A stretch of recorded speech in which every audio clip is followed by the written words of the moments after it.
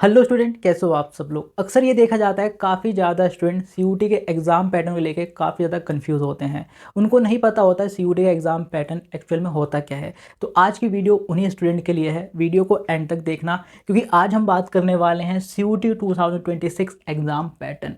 Okay, और आप हमारे व्हाट्सअप चैनल के साथ भी जुड़ सकते हो। वहाँ पर आपको सीयूटी रिगार्डिंग जितने भी अपडेट्स आएंगे सबसे पहले आपको हमारे व्हाट्सअप चैनल पे मिल जाएंगे। तो व्हाट्सअप चैनल को ज्वाइन करने के लिए आपको डिस्क्रिप्शन में लिंक मिल जाएगा, लिंक पर क्लिक करके आप ज्वाइन कर सकते हो। नाउ यहाँ पर जितने बच्चे कंफ्यूज होते हैं एग्जाम पैटर्न को लेके, आशा करता हूँ कि इस वीडियो के बाद जो भी कंफ्यूजन है आपके सारे क्लियर हो जाएंगे। नाउ यहाँ पे आप देख सकते हो एग्जाम पैटर्न क्या रहने वाला है सीयूटी का। अब देखो, जैसा कि आपको पता होगा सीयूटी का फुल फॉर्म है कॉमन यूनिवर्सिटी एंट्रेंस टेस्ट।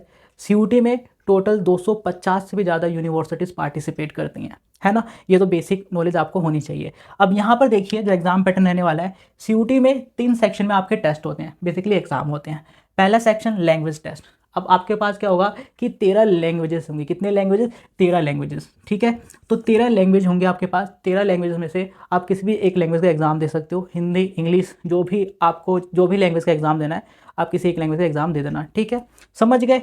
उसके बाद यहाँ पर दूसरा सेक्शन आता है आपका domain subject test. Domain subject test क्या होते हैं? जो सब्जेक्ट आप क्लास 12 में पढ़ रहे हो उन्हीं को डोमेन सब्जेक्ट कहा जाता है। एग्जाम्पल के लिए मैं बात करूं तो जैसे फॉर एग्जांपल कोई साइंस वाला बच्चा है, ठीक है, उसके पास डोमेन सब्जेक्ट क्या होंगे? Physics, chemistry, mathematics, physics, chemistry, biology. कोई कॉमर्स वाला बच्चा है तो accountancy, business study, economics, mathematics. कोई आर्ट्स वाला बच्चा है तो political science, history, geography, economics. ये क्या होते हैं? डोमेन सब्जेक्ट होते हैं। तो टोटल यहाँ पे आपके पास जो है 23 डोमेन सब्जेक्ट होंगे, ठीक है। आपको 3 डोमेन सब्जेक्ट का एग्जाम देना है, समझ गए। और उसके बाद यहाँ पर थर्ड सेक्शन होता है आपका जनरल एप्टीट्यूड टेस्ट, ठीक है। अब जनरल एप्टीट्यूड टेस्ट बच्चों के लिए नया होगा, और ये भी आपके लिए नया है। लैंग्वेज टेस्ट भी नया है, क्योंकि ये जो लैंग्वेज होता है ना, इसमें आपके आते हैं रीडिंग कॉम्प्रहेंशन, ठीक है। जो जितना भी ग्रामर पोर्शन होता है वो यहाँ पे पूछा जाता है। जो आप क्लास 12 में इंग्लिश पढ़ रहे हो ना, वो इंग्लिश नहीं आती। जो ग्रामर वाली इंग्लिश है, टेंस वगैरह, वर्ब वगैरह, रीडिंग कॉम्प्रहेंशन वगैरह, वो यहाँ पे आपसे पूछे जाते हैं, ठीक है। तो इस चीज़ का आपको ध्यान में रखना है।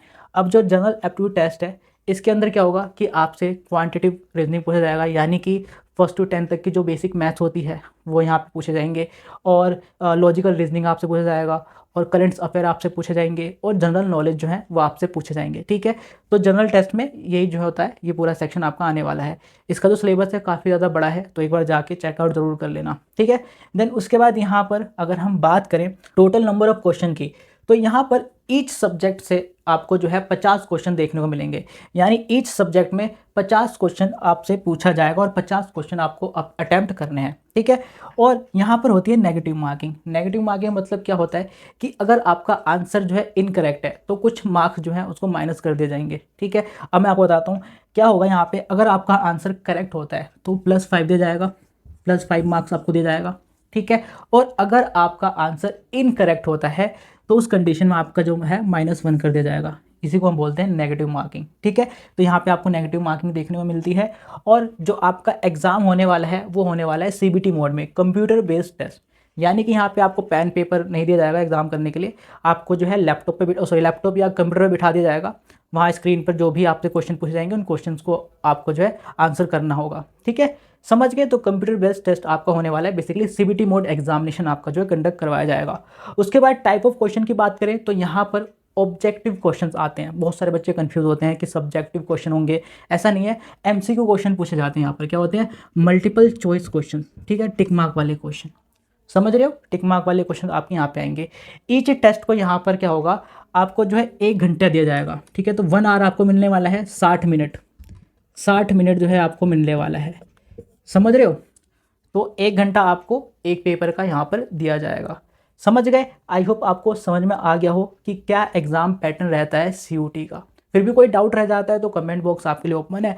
कमेंट बॉक्स में आप कमेंट करके पूछ सकते हो ना। यहाँ पे अब हम डिस्कस कर लेते हैं बेस्ट सब्जेक्ट कॉम्बिनेशन, यानी वो सब्जेक्ट कॉम्बिनेशन जिसके थ्रू आप सारी यूनिवर्सिटीज़ सारे कोर्सेज में अप्लाई कर सकते हो। बेसिकली एलिजिबल हो जाओगे सारी यूनिवर्सिटीज़ के लिए और सारे कोर्सेज के लिए। जितनी भी यूनिवर्सिटीज़ सीयूटी में पार्टिसिपेट करती हैं, जितनी भी यूनिवर्सिटी कितना भी कोई सा भी कोर्स प्रोवाइड कर रही हैं, कोई सा भी कोर्स ऑफर कर रही हैं, आप उन सब में एडमिशन ले सकते हो। बट उसके लिए आपको क्या करना होता है? एक बेस्ट सब्जेक्ट कॉम्बिनेशन का एग्जाम सीयूटी में देना होता है। यानी कि यहाँ पर कौन कौन से सब्जेक्ट का एग्जाम आपको सीयूटी में देना है। अब यहाँ पर देखो क्या करना है आपको। लैंग्वेज टेस्ट का एग्ज़ाम आपको देना है, ठीक है, लैंग्वेज का एग्ज़ाम देना है, ठीक है, और लैंग्वेज में से आपको जो है इंग्लिश का या हिंदी का एग्ज़ाम देना है, किसी एक सब्जेक्ट का, इंग्लिश या हिंदी, ठीक है, आपकी चॉइस है। मैं तो ये बोलूँगा इंग्लिश का एग्ज़ाम दे देना, ठीक है। उसके बाद डोमेन में से आपको क्या करना है, डोमेन में से आपको जो है 3 सब्जेक्ट के एग्ज़ाम देने हैं, 3 सब्जेक्ट फॉर एग्जांपल पीसीएम हो गया, ठीक है, या आपका अकाउंट हो गया, इको हो गया, बीएसटी हो गया, ठीक है, 3 सब्जेक्ट, कोई से भी 3 सब्जेक्ट। उसके बाद आपको जो है क्या करना है, एक जनरल एप्टीट्यूड टेस्ट का एग्ज़ाम देना है, जीएटी का, ठीक है। टोटल कितने हो गए आपके, 5 सब्जेक्ट। तो टोटल जो है बेटा आपको टोटल 5 सब्जेक्ट के एग्ज़ाम देने हैं, ठीक है। अगर आप इन 5 सब्जेक्ट के एग्ज़ाम देते हो तो आप मैक्सिमम यूनिवर्सिटी और मैक्सिमम कोर्सेज़ के लिए एलिजिबल हो जाओगे, अप्लाई कर पाओगे, ठीक है। समझ गए? तो आई होप आपको समझ में आ गया हो कि क्या एग्ज़ाम पैटर्न रहता है सीयूटी का। फिर भी कोई डाउट रह जाता है तो कमेंट बॉक्स ओपन है, अगेन बोल रहा हूँ, कमेंट करके पूछ सकते हो। फिर मिलते हैं नेक्स्ट वीडियो में, तब तक के लिए बाय बाय, टेक केयर।